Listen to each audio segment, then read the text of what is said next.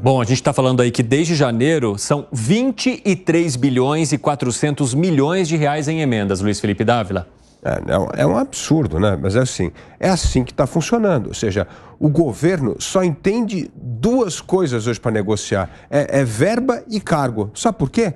Porque não tem proposta. É um governo à deriva total. Porque se tivesse um grande projeto de país, as grandes medidas, não. O Congresso não tem, o governo não tem uma única pauta, que é aprovar um arcabouço fiscal, vai aprovar um arcabouço fiscal. Mas você acha que mesmo um governo cheio de propostas poderia lidar com esse Congresso que tem tanto poder como tem hoje? Porque sabe o que acontece, Evandro?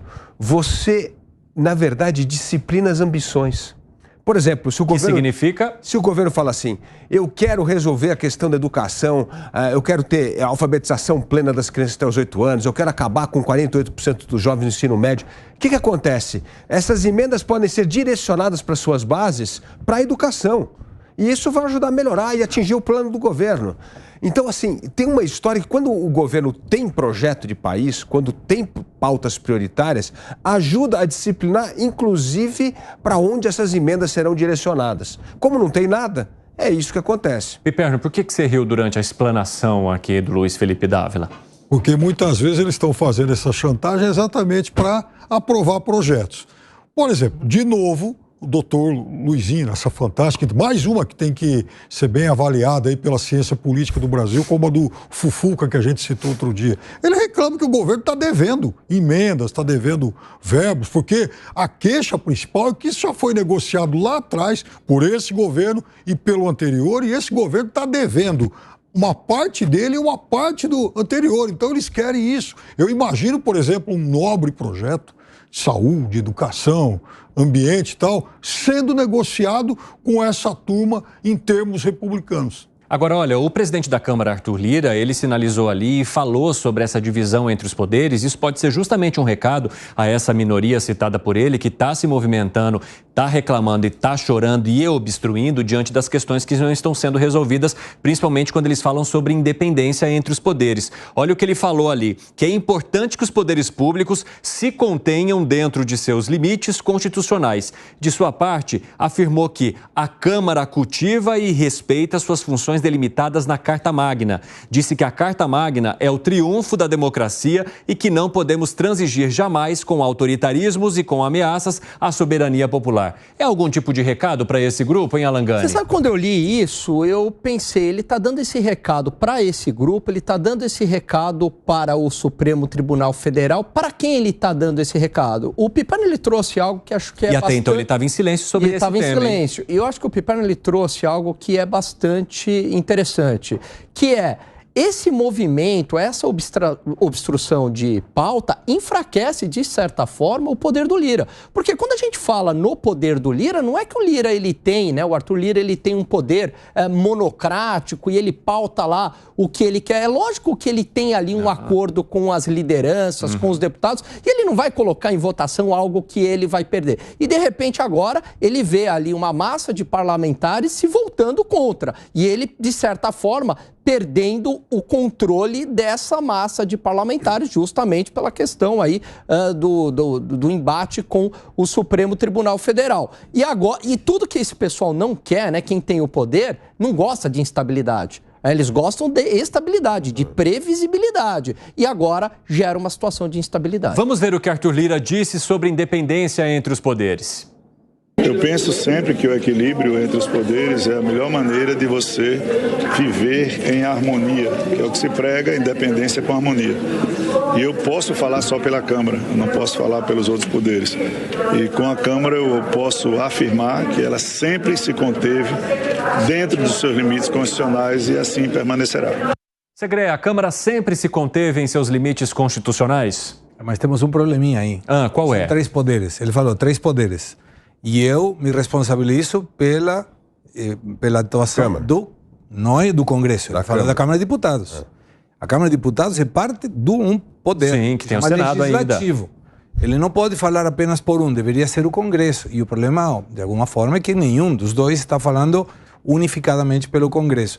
Mas eu fiquei muito interessado por um comentário que fez Dávila em relação a que o Congresso está tendo uma preponderância muito forte dentro dos 3 poderes. Não temos dúvida nenhuma que o STF também. E aí como fica o executivo? E a sensação que fica é como o executivo é que paga a conta. Os outros dois, um vai de férias, não porque não estejam fazendo nada. O que é? O executivo está só preenchendo o contra-cheque? Só pagando conta, Só pagando conta. Mas está fazendo isso porque não tem projeto de país, é o que eu estou dizendo. Por quê? Eu vou dar um exemplo histórico aqui, que é bom as pessoas resgatar um pouco da história. Na época do governo do Fernando Henrique, inventaram aprovar um negócio que chamava Fundo Social de Emergência, que não tinha nada de social e nada de emergência. Era, na verdade, uma licença para gastar parte do orçamento em projetos que o governo precisava gastar. E isso foi disciplinado para essas áreas fundamentais. Ou seja, quando um governo tem uma estratégia, quando tem um plano para implementar algo, isso ajuda a disciplinar essas ambições políticas. Isso que eu estou dizendo. Como não tem nenhum projeto desse, a não ser aumentar imposto, o único projeto que esse governo tem é aumentar imposto. Como é que a gente arrecada mais? Mas não tem nenhum outro projeto. Porque se tivesse um projeto assim, eu vou assumir, por exemplo, desmatamento líquido zero até 2030. O que vai acontecer? As pessoas vão querer saber, poxa, assim, o presidente falou que está falando isso, então o dinheiro vai para lá. Aí todo mundo vai falar, presidente, eu quero fazer aqui uma verba aqui para o meio ambiente para recuperar terra degradada. Presidente, eu quero usar esse dinheiro aqui para fazer agricultura de precisão. As pessoas disciplinam, mas quando não tem nada assumido por esse governo, a não ser aumentar imposto, é óbvio que vai para essa coisinha pequena, vai para essa coisinha do pequeno distrito, que é isso que garante o voto ao deputado. Piperno, nada está fazendo o governo simplesmente preencher ou pagar contas? Não, são vários os projetos em diversos setores, inclusive na área ambiental. Mas isso não é só porque o governo tem ou não tem. Veja, quanto mais projetos o governo tiver, mais o outro lado vai querer barganhar. Ou seja, ele vai precisar da Câmara. Mas veja, eles querem barganhar, eles quiseram barganhar, e é legítimo do jogo, enfim, equilíbrio de poderes, eu nem estou contestando isso. Mas, por exemplo, quando o governo fala em aprovar lá o projeto das MEIs, tem lá uma negociação, tem lá uma queda de braço em relação a isso. No final, a gente sabe mais ou menos quais vão ser os projetos aprovados, porque parlamentar também não dá tiro no pé. Ninguém vai, por exemplo, ir contra o desenrola. Passa, esse é o tipo do projeto que passa. Agora, o fato é que é muito engraçado quando o Arthur Lira fala que a Câmara ela jamais, em momento algum, avançou dos seus limites constitucionais. É verdade. O que acontece é que ela tenta, justamente pela via legal, ampliar esses limites constitucionais. Então, tem esse jogo de palavras também. Teve uma questão importante, né, que foi durante a pandemia, que a Câmara teve uma capacidade de aprovar as emendas, as medidas provisórias, sem a comissão mista, e isso depois o Arthur Lira quis manter para sempre, ele não quis voltar ao que era a normalidade, que era criar as comissões mistas do Senado e da Câmara para avaliar as medidas provisórias. Então, assim, também ali teve uns avanços, ele teve que recuar, porque ele viu que isso ia ter um custo político muito alto, mas também teve sim um pezinho no acelerador ali para abocanhar um poder que ele tinha que compartilhar com o Senado. Isso gerou, inclusive, muita tensão no começo da gestão Lula, né, em 2023. Fala, Segré. A queda de braço que menciona o Piperno é a queda de braço para assinar a emenda Pix e mandar o dinheiro para quem seja.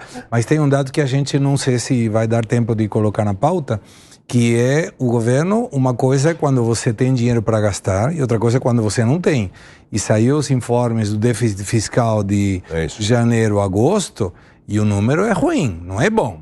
São mais de 100 bi. Ou seja, não negativo. tem. Então não tem dinheiro para gastar. Então, quando você sobra dinheiro e fala, tem que gastar, não tem problema. Contar de fazer feliz ao meu filho, eu gasto. Aqui é contar de fazer feliz ao meu deputado ou ao meu senador, sem dinheiro complica. Agora, se a gente olhar pelo outro lado da fala de Arthur Lira, ele fala, da Câmara eu posso falar. Isso também sinaliza que provavelmente não seja possível falar sobre os outros poderes, porque quando há um equilíbrio entre todos os poderes e todos são compreendidos e todos compreendem esse equilíbrio, eles podem mencionar sobre todos. Neste caso, cada um está só olhando para si. Exatamente, por isso que eu fiquei na dúvida. Ele faz um jogo de palavras e ele é muito hábil em fazer isso. Agora, claramente hoje, Evandro, a gente não tem um equilíbrio entre os três poderes. Isso está muito exposto para você. Para mim está muito claro. Hoje a gente tem uma democracia onde quem manda mais é o Supremo Tribunal Federal, que tem um poder monocrático, os ministros ali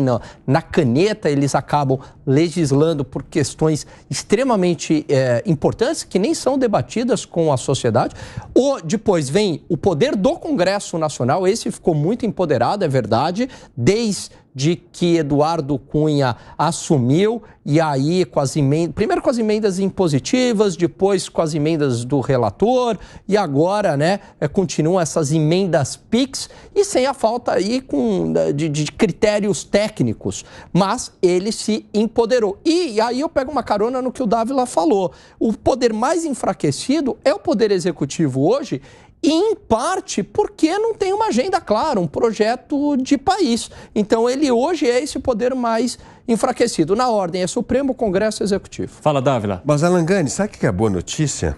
O Senado está assistindo o 3 em 1. Qual foi a recomendação que nós demos aqui no 3 em 1? Precisa acabar com as decisões monocráticas. Está sendo apresentada uma emenda aí, uma PEC, para acabar com decisões monocráticas. E eu tenho certeza que se eles escutarem mais um pouquinho, eles vão incorporar as outras duas sugestões. Posso dar um nome para essa PEC? Fala. Emenda Piperno. Por que emenda?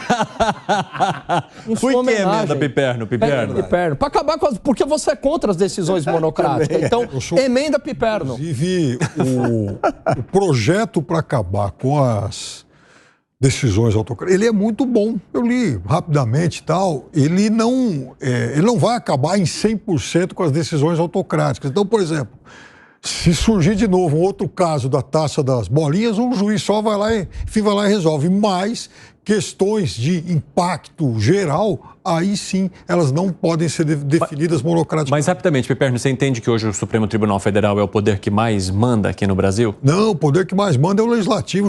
Piperno! Não. Há muito você estava indo bem.